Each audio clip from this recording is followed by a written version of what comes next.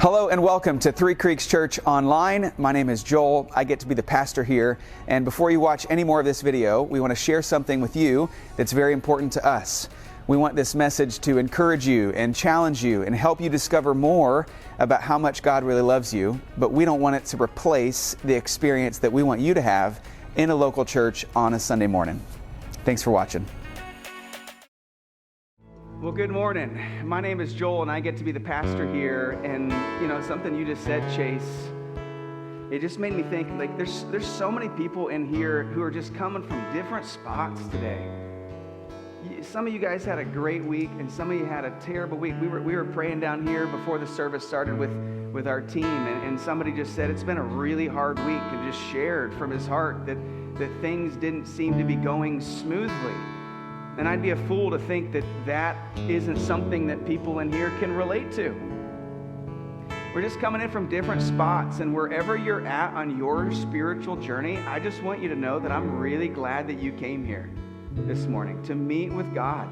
And Chase a second ago just gave this invitation to raise your hands, and some of you are comfortable with that and some of you are not, and that's actually not what I want to talk about. But I want to talk for just a minute and a half about the theology of raising your hands. See, to me, there's three reasons why I would raise my hands. The first reason would be is I feel victorious, like I won the game. Like the Buckeyes scored and I put my hands up because we won the game. And so it's just this physical response to feeling like a winner. And if you know the story of the Bible, you know that you don't have to perform for God. God has already put in the ultimate performance for you. And so it is theologically appropriate to just raise your hand and say, I win. And then the second reason why I might want to raise my hands is if I'm surrendering, if I've been caught, if I just give up. And maybe there's some people in the room that just kind of feel this feeling of, man, you've been trying to just hold it all together and control everything, and there's this theologically appropriate response to just put your hands in the air and go, I don't want to try to control anymore. I can't. And then the third one, I've got 3 little kids. And the third reason why I think it's appropriate to raise your hands is because you need your dad. You need your mom. You need some help. My kids, when they hurt themselves, they run to me like this. And so it's appropriate for us to come in here and say, I need some help, Dad. I need someone to care for me. I'm hurting.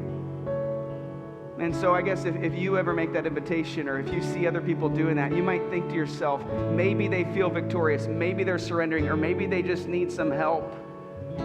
I love that you gave that invitation, and I hope that you'll think about that if ever invited to raise your hands when we sing. Again, let me pray for you, and then I'm going to get into today's message. God, we come before you today. I know I talk to people in the hallway who feel victorious today, and for that I celebrate. I know some people in the room who just need to give it up and surrender, and God, we ask that you would do that in us today. And then I also know some people who are putting their hands up this morning because they just need some help.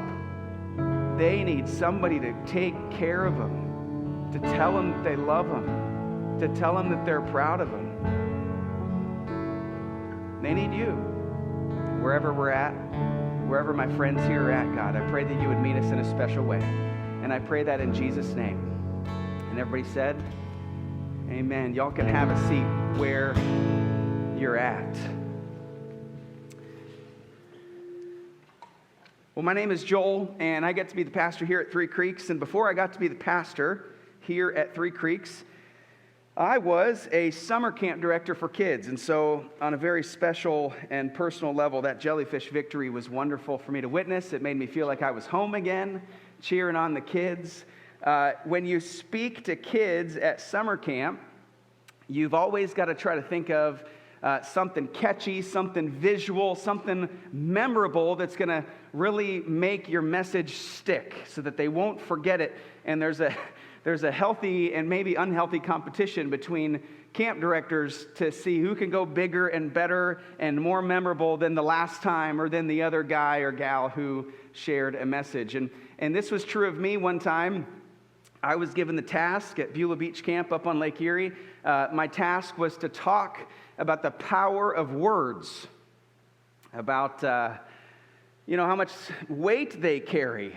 And I thought, all right, how am I going to do this? And then I was picturing the scene. The service always starts where the kids rush in and they dance like crazy, and there's no air conditioning, and so they're all thirsty. And I thought, I got the perfect illustration. And so I got two tables like this up on the stage, and I put a pitcher of water on this one, and a pitcher of water on this one, and a little cup next to each one of them. And I said, guys, when you say sweet things, then that's just like this sugar right here. And I took a big old cup of sugar and I poured it into the water. And I said, when you say things that add flavor and fun and give life, that's like this Kool-Aid packet. And so I rip open the top and I put the Kool-Aid packet in there. It's probably toxic, but at the time I think it was safe. And then I said, when you say things that are refreshing and encouraging, that's like this big scoop of ice. And I grabbed this big scoop of ice and I put it in there. And I grabbed this wooden spoon and I'm stirring it. And I'm going, does anybody want some? And all the kids are like rushing the stage, trying to get like one little drop of red Kool-Aid. They're so thirsty. But in leading up to giving this message, I couldn't think of what I was going to do on this side. I wanted to talk about words that tear down, that discourage, things that you shouldn't say, unwholesome things, if you will. And it's about an hour. It shows you how last-minute camp can be at times. It was about an hour before I was supposed to give this message. I'm like, I like this part, but I don't know what I'm going to do with this side. And I thought, oh, brilliant idea. The camp is right next to a llama farm. And so I took a white bucket over there, and I knocked on the door, and I said, can I have a bucket of llama poop? And they said, okay, weird camp guys, sure, have at it. And so I went and filled up my bucket full of llama poop, and I brought it back, and I said, does anybody ever say anything stinky? And I put some llama poop in the water. And then, does anybody say anything, unwholesome or whatever? I don't even know what I was talking about. And putting it in there, and I'm stirring it up. Does anybody want some? There's a couple 7th grade boys saying, me. And I was trying to illustrate, the power of words, that you want to be around this. You don't want to be around that. Well, fast forward 6 weeks or so, camp ended. I actually moved to Colorado that fall. My youth pastor, my friend was a youth pastor. He said, Joel, I'd really like you to come talk to the youth group. I said, well, what would you like me to talk about? I'd be delighted. He said, I want you to talk about the power of words. And I thought, bro, I'm your guy. I got the perfect illustration. Oh man, this is in the bag, so I don't have to prepare for this one. So of course I get my pitchers, get my water, get my sugar, get my ice, get my Kool-Aid, and I'm thinking, I don't know where a llama farm is out here.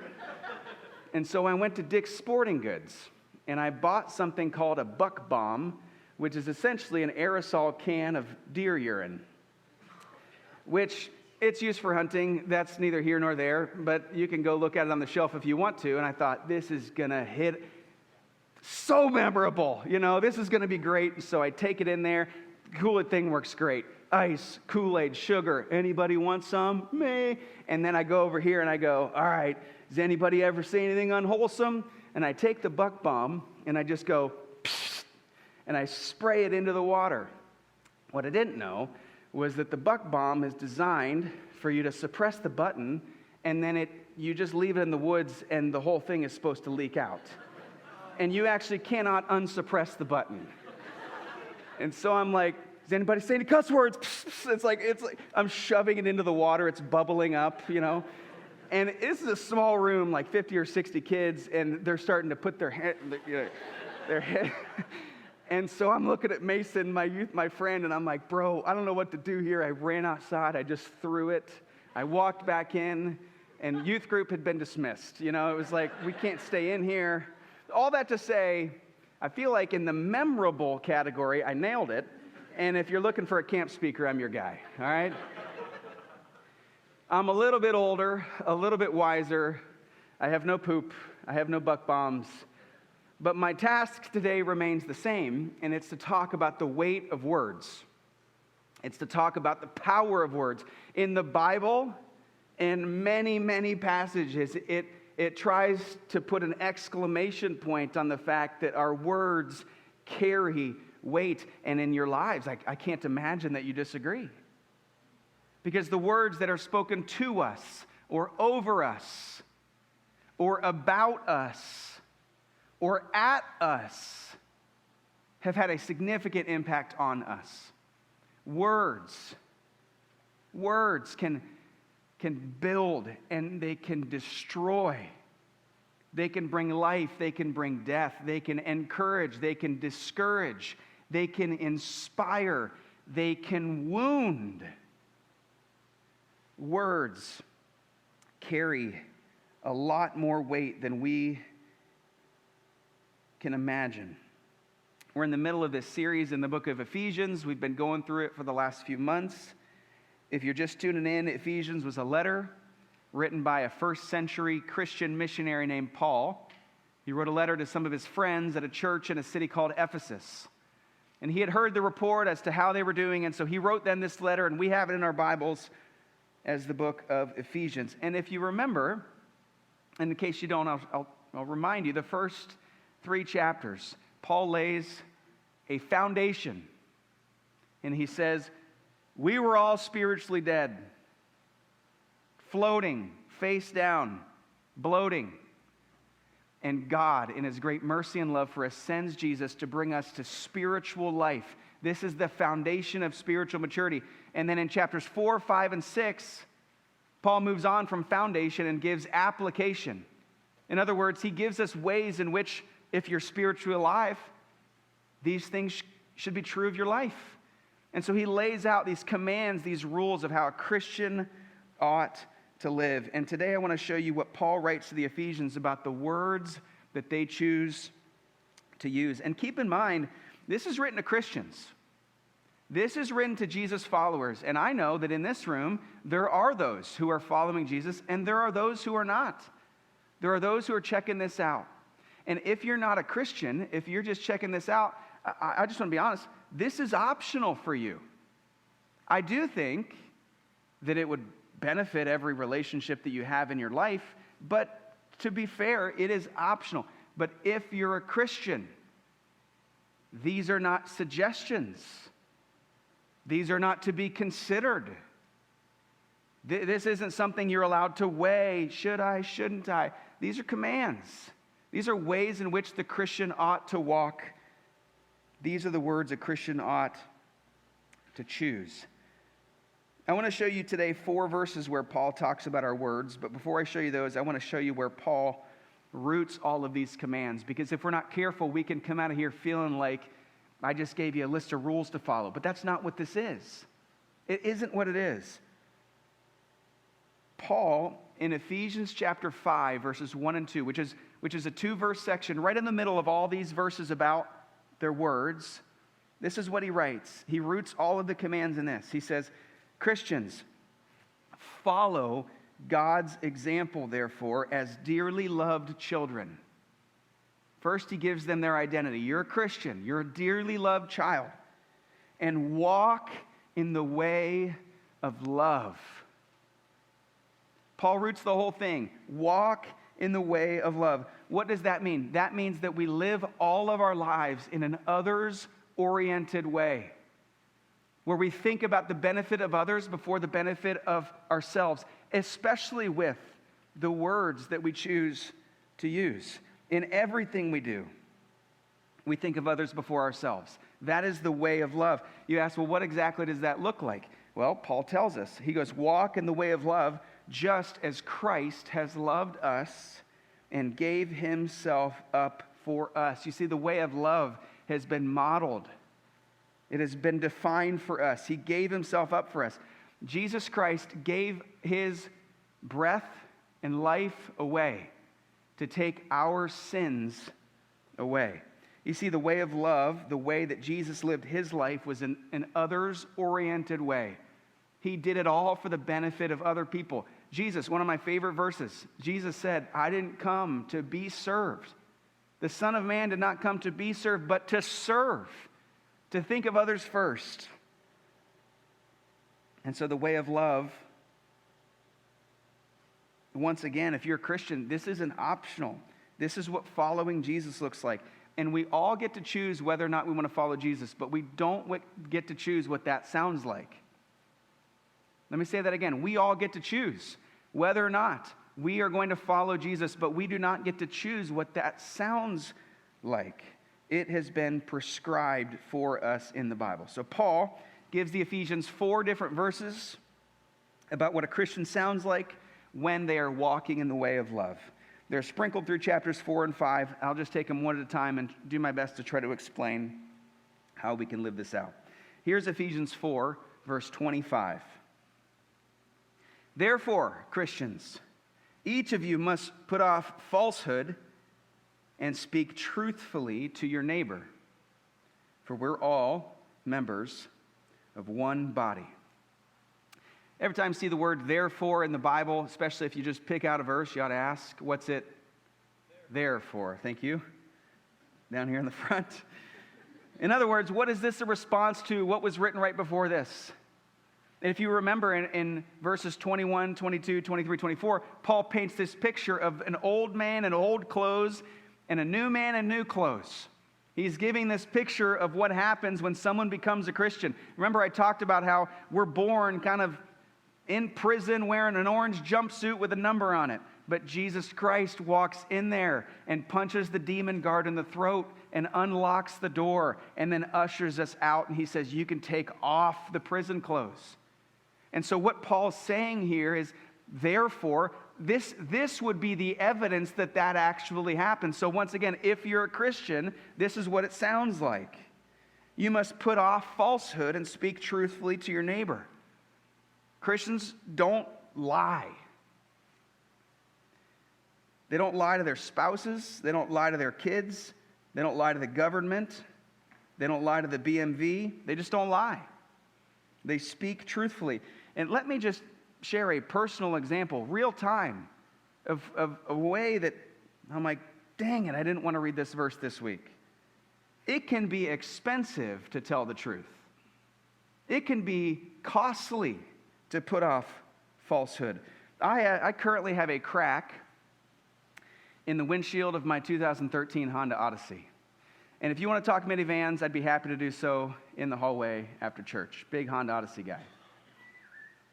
That crack occurred in October.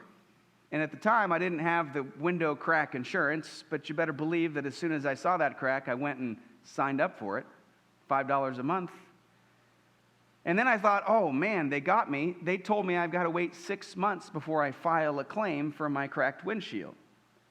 Well, it's been 6 months, and right now, I have a decision to make. Crack's still there. I know that when I go on there to file this claim, it's going to say, when did the crack occur? And I have a decision to make. I can lie, or I can speak truthfully. I can put off falsehood. I can do the right thing, the thing that I know is true. Dang it, right? But that's what a Christian does. What a Christian sounds like is a Christian tells the truth.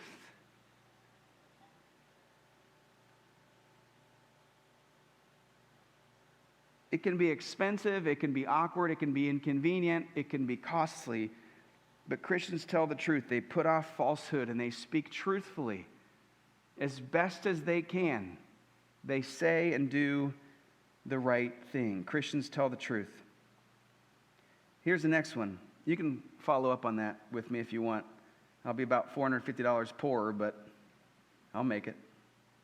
Ephesians 4:29 says, don't let any unwholesome talk come out of your mouths, but only what is helpful for building others up according to their needs, that it may benefit those who listen. See, what Paul does, when you read this verse, I want you to imagine that there's a gate in front of your mouth. And what Paul says is that there are words that we choose to open up the gate and let them out, and there are words with which we need to kind of do everything we can to hold the gate shut and do not let them out. And Paul here He says that you are the guardians of this gate. You are the one that hits the button as to whether or not it opens or closes and lets it out or not. And then Paul goes on to describe things that we should hold the line, hold the gate, lock the door, don't let it out. And then he also talks about things that we should open the gate and let it flow. So first he says, don't let any unwholesome talk come out of your mouth. Don't let it out. The word unwholesome there, in the Greek, it means stinky, distasteful, offensive. It's the word used to describe rotting fish. Don't let it out. And so when frustration and anxiety and tension builds inside of you, when your spouse lets you down, when they don't meet your expectations, when you get a nasty email at work, when you buy a bubble wand for your kids and within 10 seconds they pour it out. In those moments, friends, you're supposed to imagine this gate. You are the guardian of the gate. Don't let anything that is unwholesome, stinky, offensive, tearing down, don't let it out. These words will try to storm the gate, and your job is to hold it tight. Don't let any unwholesome talk come out of your mouth. And then Paul writes what we should let out. What do we push the button for? What do we open it up for? But only what is helpful for building others up according to their needs, that it may benefit those who listen. If it's helpful, if it builds, if it benefits, let it flow. You've probably heard the expression, it's possible to have too much of a good thing. And perhaps that's true with some things, but it is not true with words of encouragement. It is not true with words that build and words that help, words that benefit. I've never counseled someone who said, I've just been encouraged too much. No one can trace their wounds back to having too much encouragement as a kid. In my opinion, we are far too selective and stingy with the words of encouragement that we share, despite the fact that they are completely free to give away. I got a text this week from somebody sitting in this room, and he was just thanking me for my friendship and impact that I've had on his life over the last couple years. And it completely changed my day. It just encouraged me so. It was wind in my sails. It was so encouraging to hear that I'm having an impact. I'm making a difference. I've been a good friend. It was so life-giving for me. And I sent a text back and I said, listen, you could have just thought this, but the fact that you took 30 seconds to write it and send it changed my day. And it was completely free to give away. That is what a Christian sounds like. You see, listen, this is important for us to understand. Encouraging words literally have the potential to impact the trajectory of someone's life. And at the same time, words left unsaid have the potential to impact the trajectory of someone's life. Words left unsaid. I'd like to just speak to the dads in the room just for a second, or the men that want to be dads one day. Here's a couple lines that I think we should commit to memory. I love you. I am so proud of you. I believe in you. We should be saying this to our children so often that they roll their eyes, that they say, Dad, we know. We get it. If we ever say to our kids, hey, guess what? They should anticipate, they're going to say, Dad, we know you love us. We know you're proud of us. We know you believe in us. And if that is not something that was ever said to you, or if that is uncomfortable for you to wrap your mind around, that's not something that comes easily to you, let me just remind you, it isn't about us. It isn't about us. Walk in the way of love.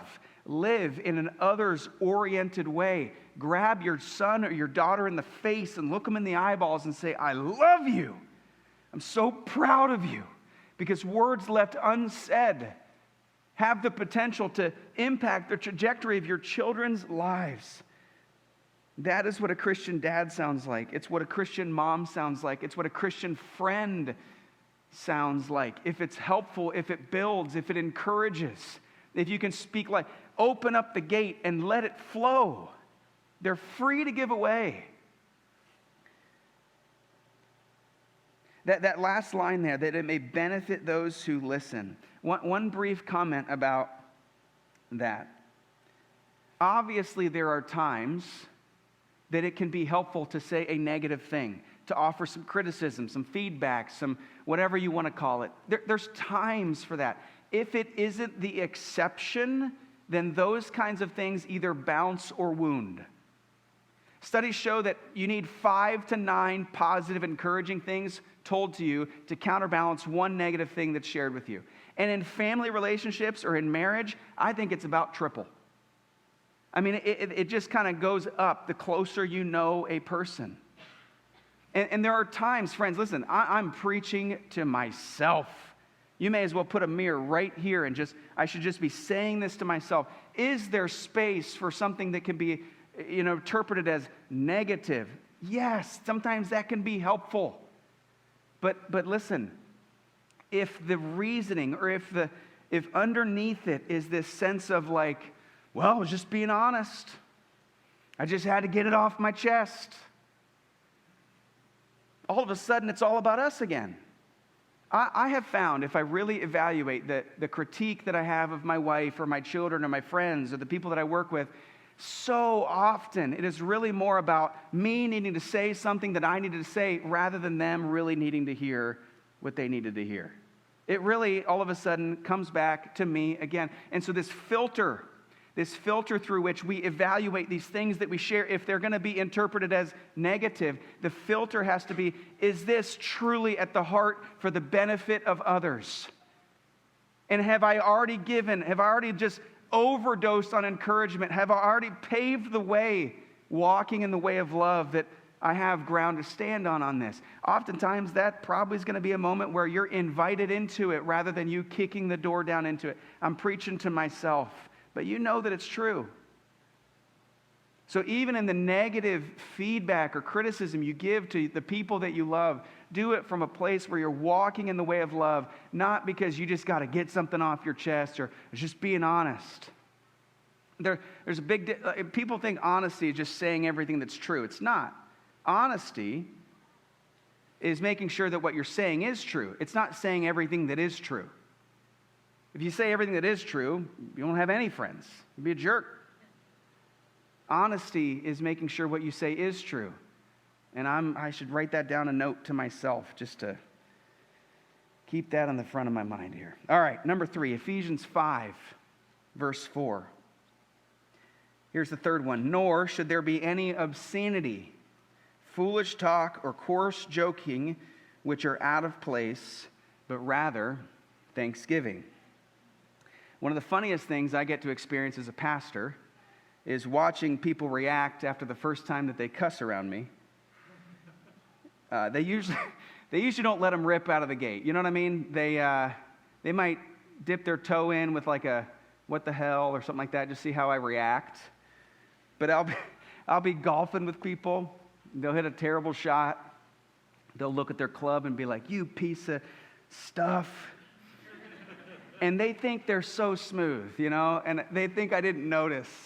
It's pretty funny to experience from the seat that I sit in. It kills me every time. And then people start kind of just tiptoeing in, like, is Joel going to be okay with this? Some people just let it rip, hope I don't bring it up, and make them feel awkward. Let me just tell you something honestly.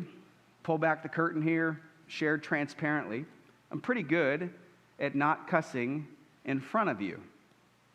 I'm pretty good at not cussing in front of my wife, in front of my kids, in front of anybody, really. I've trained myself in that way.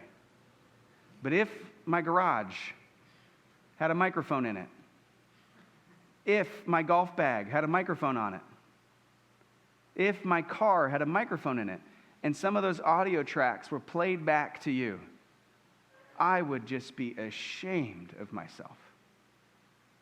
I would be so embarrassed. about some of the words that I choose to use. I don't have an axe to grind.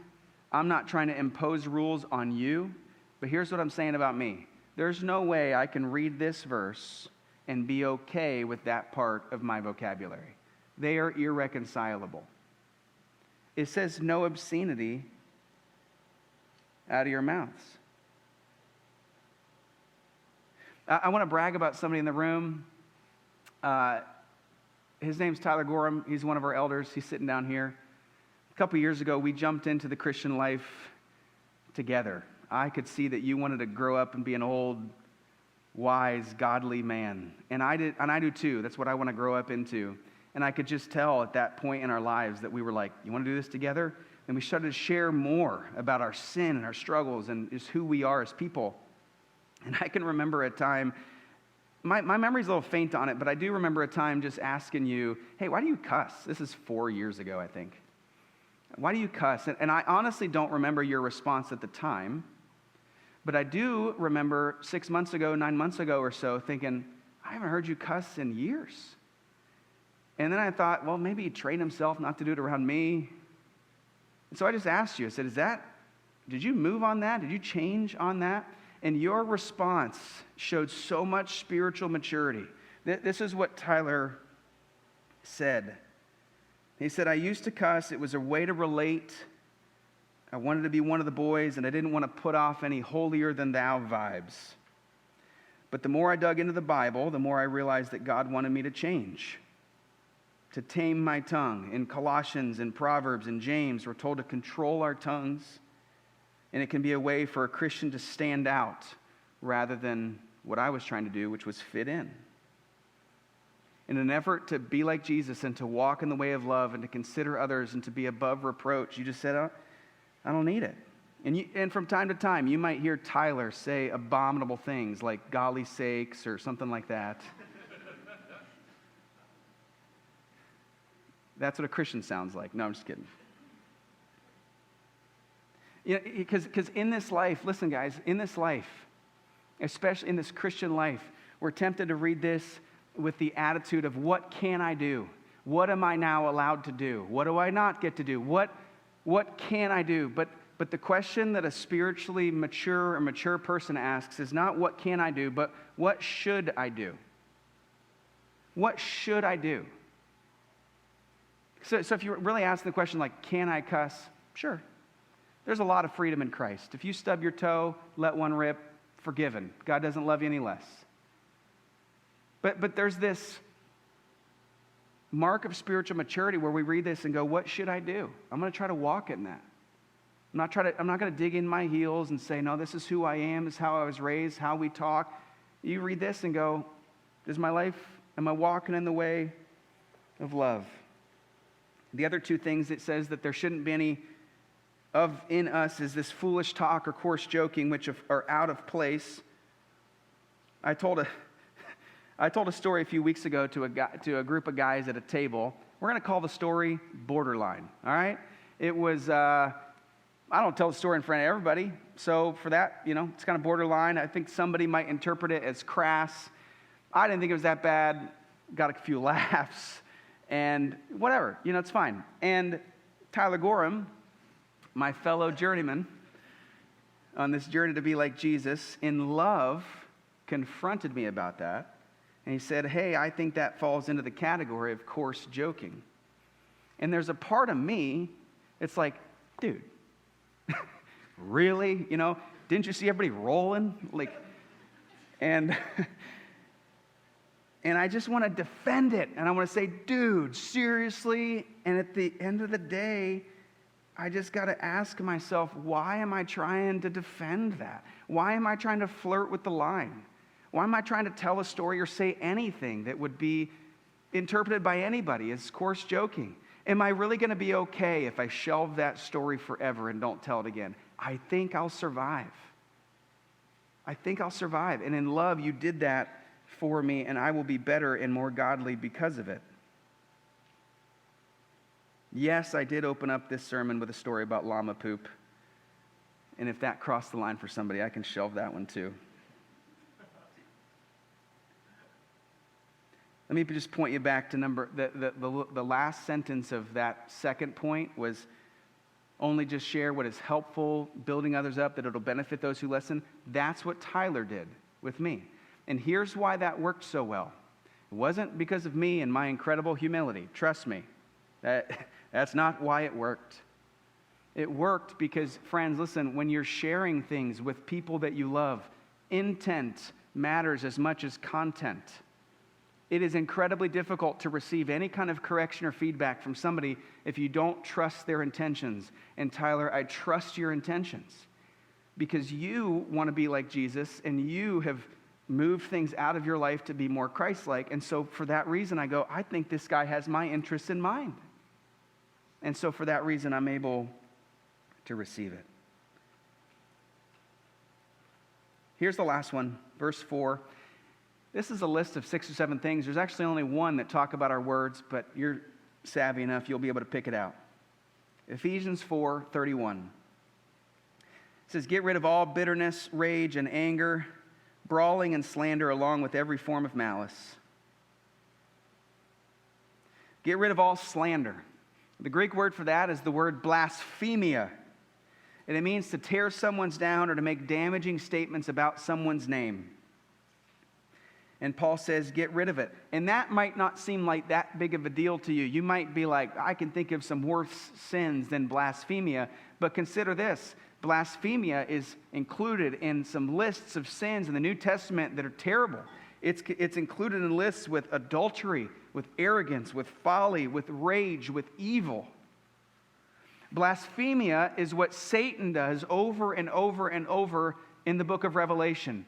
He blasphemies against others. He blasphemies against us. He blasphemies against Jesus and against God. And so when we tear other people down, when we speak damaging about their names behind their backs, we are actually acting more like Satan than we are like Jesus. And that's a pretty extreme statement for me to say, but it is true. Blasphemia is what Satan does, not what a Christian does. Paul says, get rid of all blasphemia, all language that tears down. So we don't talk about our spouse in a disparaging way, or our children in a disparaging way, or celebrities or athletes in a disparaging way, or our bosses in a disparaging way. It's not what a Christian sounds like. It's not what a Christian sounds like. A Christian prays and asks God to give them the strength to keep the gate shut when unwholesome talk storms the gates. That was a lot. This is a lot. I can't imagine that you remember everything that I said, but take a minute. Let me ask you 2 questions. The first question is, where do you have work to do? Where do you have work to do? In what area, in which one of these verses, which one stuck out as, yeah, I got work to do?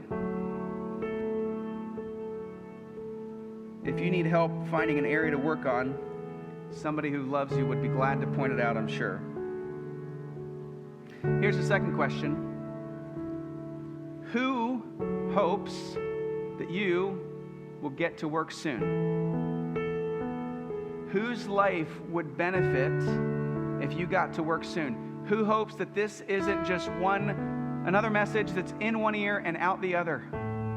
Whose life would be benefited and built up if you took something you heard today and got to work on it? Remember, friends, I'm not inducing a new set of rules for you to follow.